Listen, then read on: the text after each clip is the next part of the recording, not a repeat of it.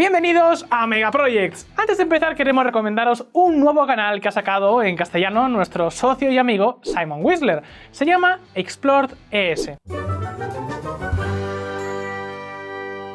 En este canal podrás encontrar todo tipo de temas de lo más interesantes que te harán pensar.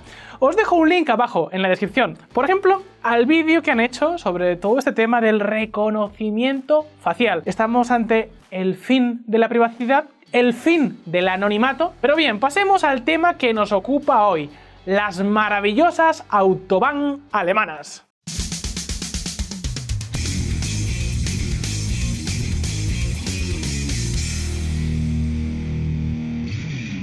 En un mundo restringido por los límites de velocidad y la excesiva vigilancia, hay algo maravillosamente liberador en el sistema alemán de autopistas. También es una de las pocas ocasiones en las que se puede pronunciar la siguiente frase: bueno, por lo menos Adolf Hitler hizo algo bien. Aunque en realidad el gran dictador se limitó a subirse al carro del progreso y a reclamar la gloria para sí mismo, algo por otra parte muy típico en él. La autobahn alemana, que se traduce literalmente como vía para autos o autovía, constituye la base del primer sistema moderno de autopistas nacionales. En 2020 se extendía a lo largo de más de 13.183 kilómetros, lo que lo convierte en uno de los 5 sistemas más largos del mundo. Luego está la vertiginosa sensación de poder viajar tan rápido como quieras, porque sí, largos tramos de la autobahn alemana no tienen límites de velocidad, lo que la convierte en uno de los pocos lugares del mundo en los que puedes pisar a fondo el acelerador sin miedo a ver las luces azules intermitentes en tu retrovisor. Bueno, ni a recibir tampoco un sobrecertificado en casa. En todo lo que se refiere a carreteras, la autobahn alemana es icónica en el mundo entero. Pero para empezar esta historia tenemos que ir un poco más al sur, a la tierra de la pizza, la pasta y la excesiva gesticulación al hablar.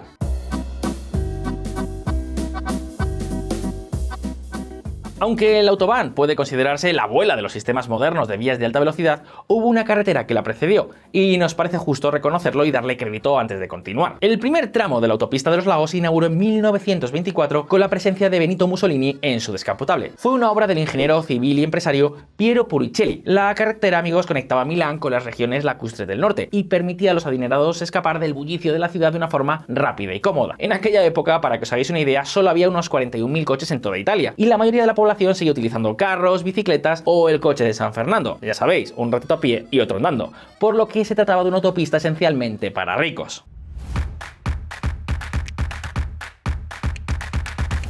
Aunque se puede considerar la vía Apia romana como la más antigua, de hecho ya os hemos hablado de esto en otro vídeo antes, la primera autopista alemana no apareció hasta 1932. Los desastrosos términos del Tratado de Versalles habían arruinado a Alemania tras la Primera Guerra Mundial y supuesto un freno para la reactivación de la economía. Aunque muchos creían que se lo merecía, si alguien hubiera tenido una bola de cristal en aquel momento y hubiera visto las consecuencias de la paz en las que se sustentaría el nacionalsocialismo en el futuro, las cosas habrían sido muy diferentes.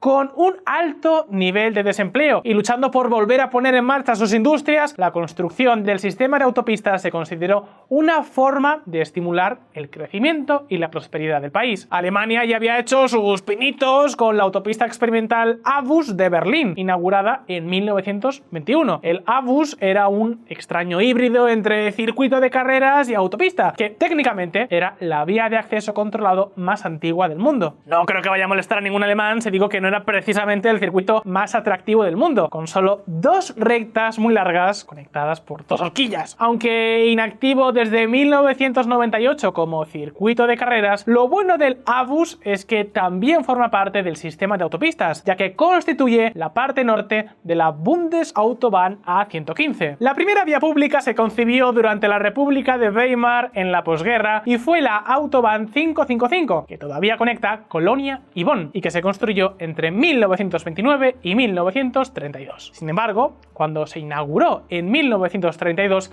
todavía se la consideraba una carretera rural y no se le dio el estatus oficial de Autobahn hasta el 58. El tramo de carretera ha recibido el apodo de Diplomatenrennbahn, pista de carreras de los diplomáticos, debido al elevado número de miembros de ese cuerpo que, según se dice, disfrutaban conduciendo desde Bonn, especialmente de noche, a velocidades superiores a los 200 km/h.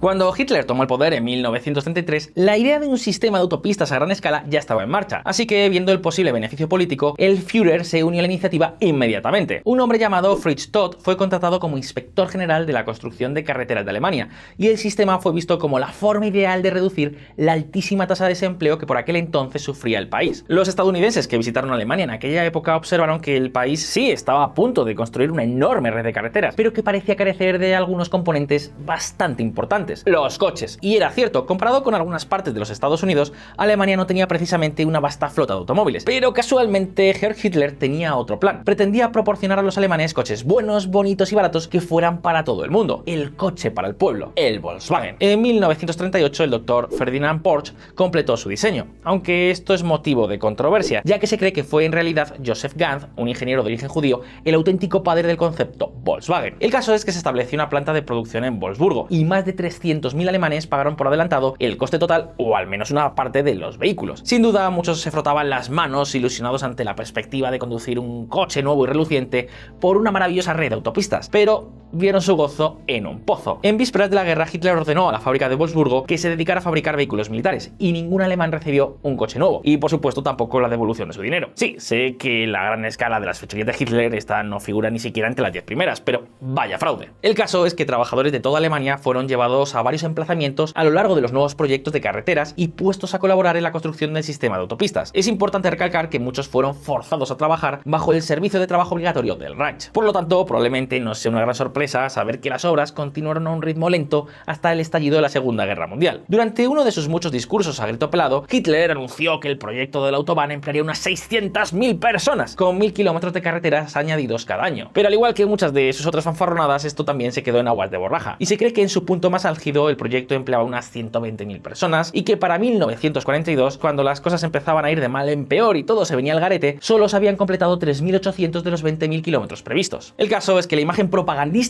de robustos trabajadores arios dedicados con empeño a crear un sistema de autopistas por el bien de la patria era una absoluta falacia. Los hombres sanos eran necesarios en el frente o en las fábricas de municiones y material militar, así que la mano de obra que construía las carreteras provenía casi exclusivamente de trabajadores forzados y de presos de los campos de concentración. Vale, con la construcción de tantas carreteras por toda Alemania, se podría suponer que durante la Segunda Guerra Mundial los militares alemanes circularían por ellas a sus anchas, pero la verdad es que el primer sistema de autopistas no fue particularmente útil para las fuerzas armadas. Los trenes seguían siendo mucho más eficientes a la hora de transportar un gran número de tropas, y a medida que la guerra iba peor, la gasolina escaseaba cada vez más y más, lo que significó que las carreteras se quedaron a menudo prácticamente vacías. De hecho, esta fue la única época en la que se permitió la circulación de bicicletas por las autobahn. Por lo general, estas carreteras no se utilizaron de la forma para la que fueron diseñadas. Los aeródromos de Alemania figuraban en las listas de objetivos de los aliados, y a menudo eran atacados desde el aire, así que la Luftwaffe utilizó con frecuencia las vías terminadas como pistas de aterrizaje improvisadas, y los aviones se mantenían camuflados en las proximidades bajo árboles. Sin duda, los aliados empezaron a darse cuenta de ello, y al final de la guerra grandes tramos de las carreteras habían sido muy dañados por los ataques. Los trabajos, en cualquier caso, se detuvieron por completo en 1943, cuando los nazis fueron expulsados de la Unión Soviética con el rabo entre las piernas, y los planes de Hitler empezaron a desmoronarse.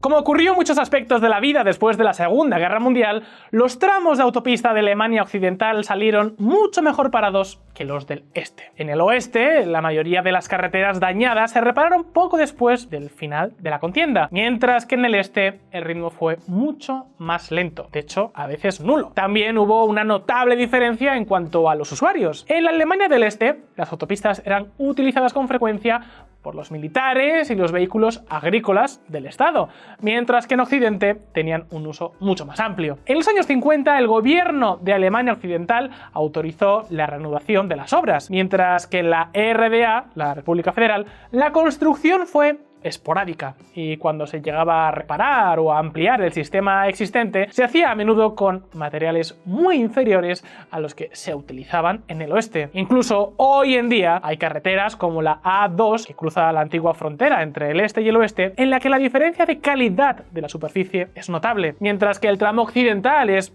relativamente llano, sin baches. El oriental es mucho más desigual a causa de los viejos bloques de hormigón que solían formar las antiguas autopistas de la Alemania oriental.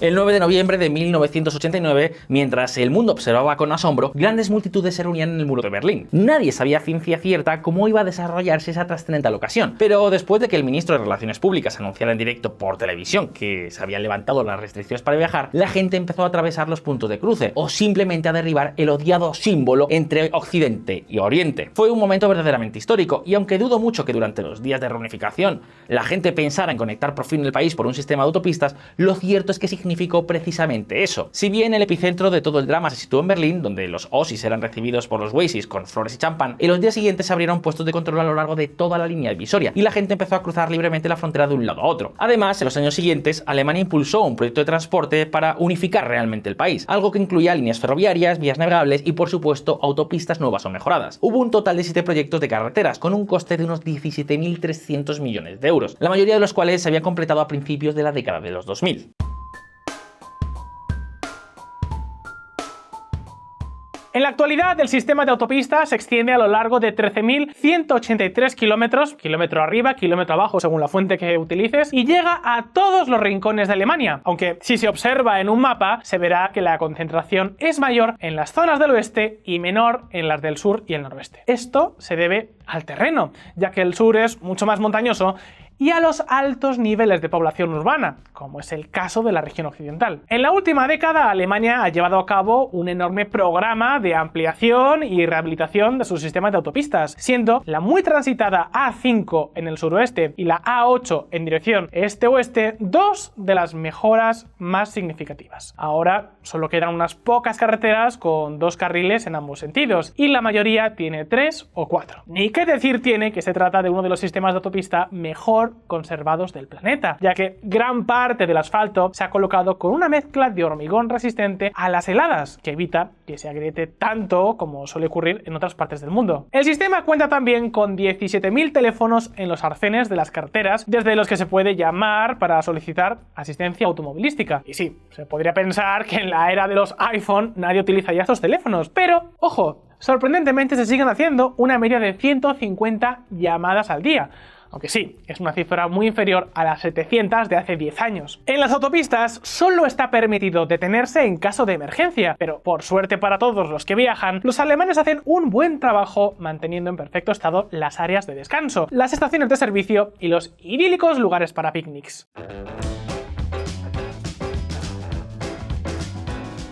Citando aquí al personaje de Tom Cruise en Top Gun, algunas personas sienten the need for speed.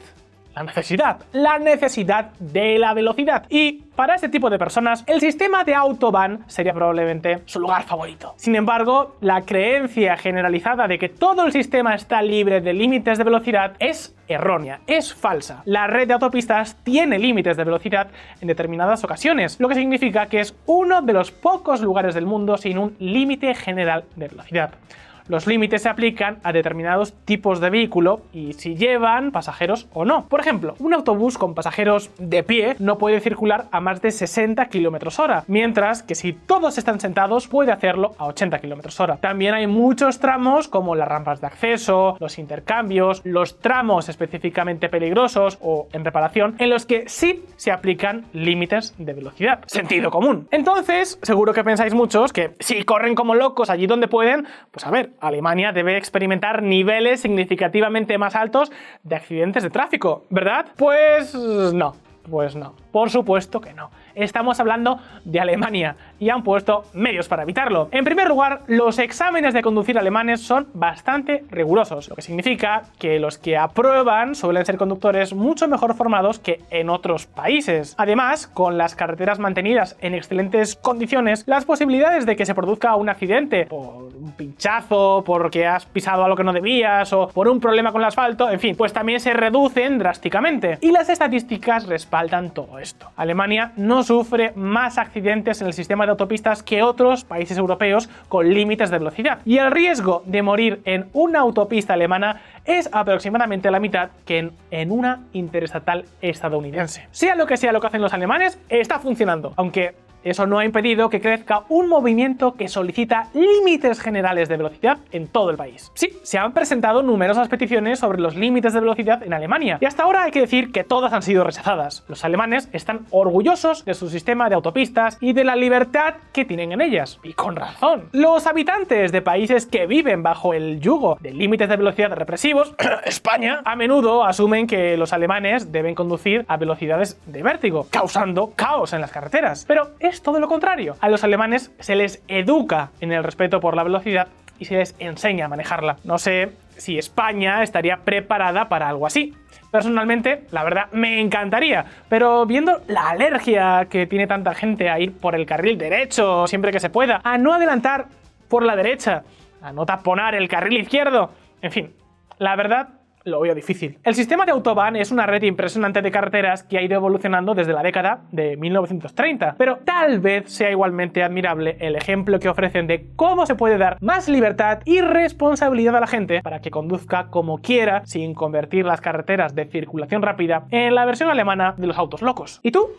Te pregunto a ti, ¿estás a favor de fijar un límite máximo a las Autobahn? ¿Te gustaría ver en tu país tramos de autopistas sin límite alguno? Déjanos tu respuesta por aquí abajo. Te espero en el próximo vídeo de Megaprojects. Un saludo y hasta la próxima.